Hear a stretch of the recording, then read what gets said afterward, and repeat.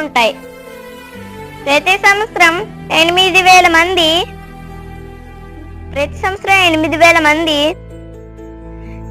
దాన్ని ఆ బంగారం వెతకడానికి ప్రయత్నాలు చేస్తున్నారు. కొంతమంది ప్రాణాలు పోగొట్టుకుంటున్నారు.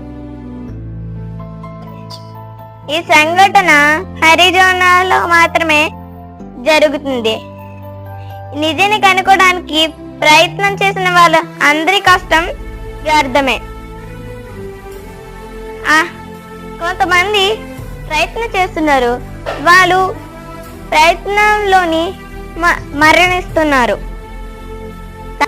దేవుడు మనకి ఇల్లు ఇచ్చారు, కారు ఇచ్చాడు, తల్లిదండ్రులను ఇచ్చారు, ఉద్యోగాన్ని ఇచ్చారు. కానీ మనకి మన